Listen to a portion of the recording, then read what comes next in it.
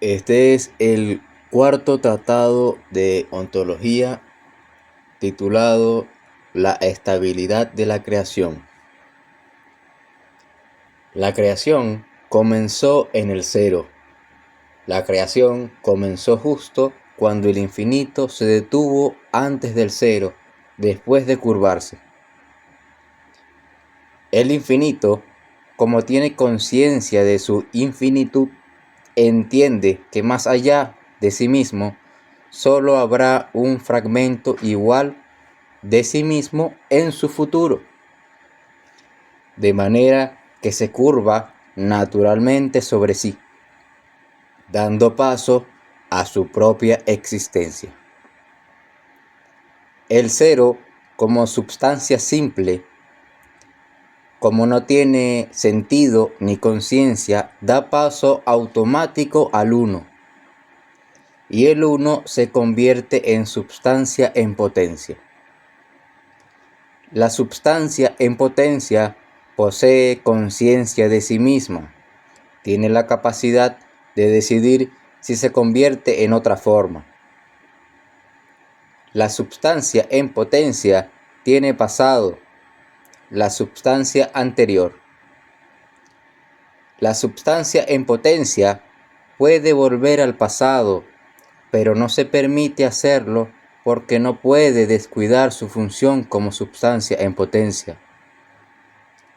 La substancia en potencia, como tiene conciencia, tiene memoria. Comprende dentro de su conciencia que una vez fue substancia simple. La substancia en potencia se compone de substancia simple. La substancia en potencia, como posee conciencia de su pasado, entiende que existe un sistema diferente al suyo propio.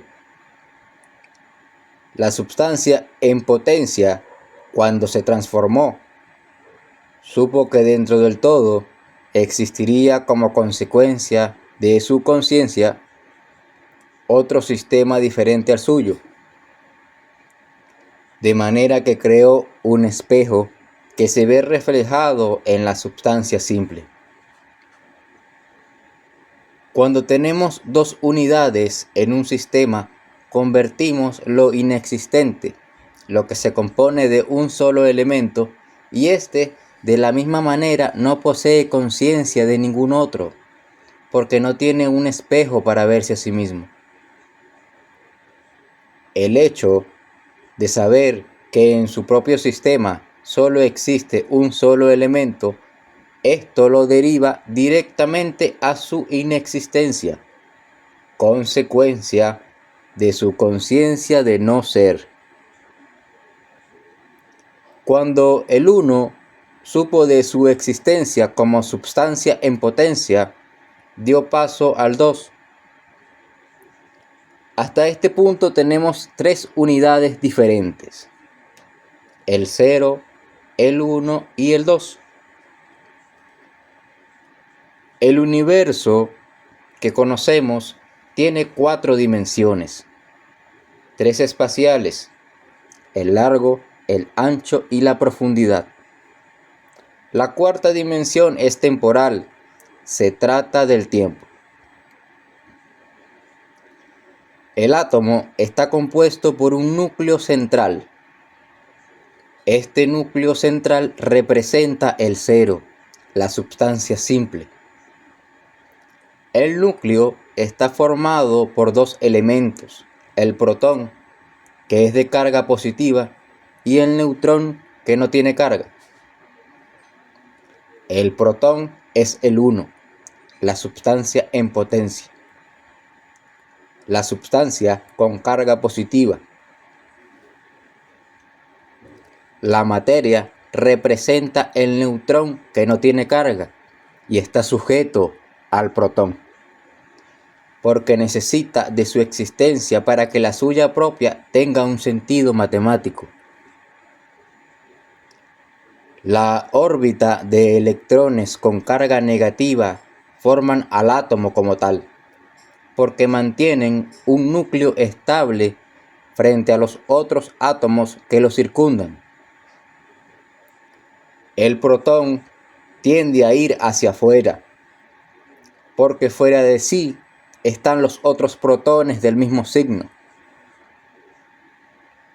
Un átomo separa a otro porque la conexión con el átomo siguiente está representada con otra órbita de electrones de signo negativo que protegen al siguiente protón en su núcleo. La órbita de electrones negativos que circunda el átomo aísla al protón con signo positivo en el núcleo. El protón está sujeto a otro elemento, el neutrón, que no tiene carga. Estos dos elementos cumplen la teoría de los opuestos que se necesitan. La cuarta dimensión, el tiempo, está representada por la órbita de electrones de carga negativa que aíslan el núcleo y mantienen su estabilidad.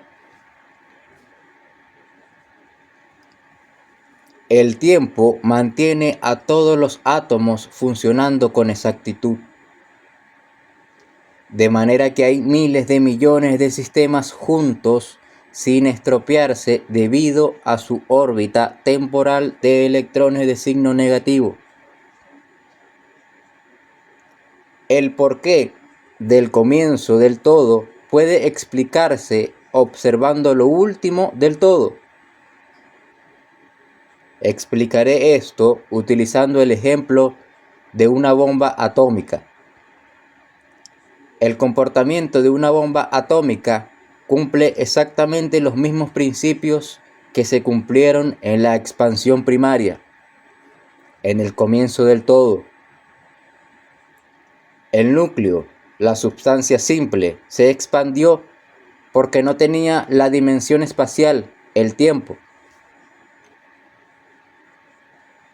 Como era una sola y podía abarcar el todo infinitamente, el elemento del núcleo salió hacia afuera, descontrolado por su propia inestabilidad. La bomba atómica que tenemos aquí en nuestra propia dimensión funciona de la misma manera, pero a una escala menor. En síntesis, el núcleo del átomo está protegido por una órbita de electrones de carga negativa que mantienen al protón fijo en su núcleo. A pesar de que el protón ejerza fuerzas hacia afuera, la órbita lo mantiene dentro, produciendo una estabilidad espacio-temporal. Una explosión de escala atómica es producida cuando se separa el protón de su núcleo. El átomo pierde su órbita de electrones, produciendo que el protón de su núcleo se desestabilice ejerciendo fuerzas hacia afuera, separándose del neutrón que no tiene carga. Cuando el protón ejerce fuerzas hacia afuera, el neutrón ejerce fuerzas de igual magnitud e inversamente proporcionales hacia el lado contrario. Cuando el protón sale de su núcleo, desestabiliza al átomo siguiente, porque es positivo, atrae su signo contrario, el negativo. Cuando el protón sale de su núcleo, le causa estragos a la órbita de electrones de signo negativo del siguiente átomo. De esta misma manera, un protón fuera de su núcleo le quita electrones a la órbita del átomo siguiente, provocando que el protón del siguiente átomo salga disparado hacia afuera. Cuando dos protones de carga positiva chocan entre sí, provocan un desbalance de fuerzas iguales, derivando a una explosión cataclísmica. Los electrones representan el tiempo porque orbitan, cambian de posición alrededor de lo que no se mueve. Los electrones aíslan lo inamovible. El tiempo es directamente proporcional al movimiento. El tiempo se mantiene en un movimiento constante sin término. La materia se mantiene estable como consecuencia de la existencia del tiempo, que mantiene la estabilidad de la creación. Nosotros, la materia existente, la materia sensible, somos superiores en cuanto a la creación. Somos superiores a lo anterior a nosotros, porque estamos en la etapa más lejana del origen. Dependemos de nuestro pasado, la substancia simple, la substancia en potencia, y el Dasein, que significa ser el ahí.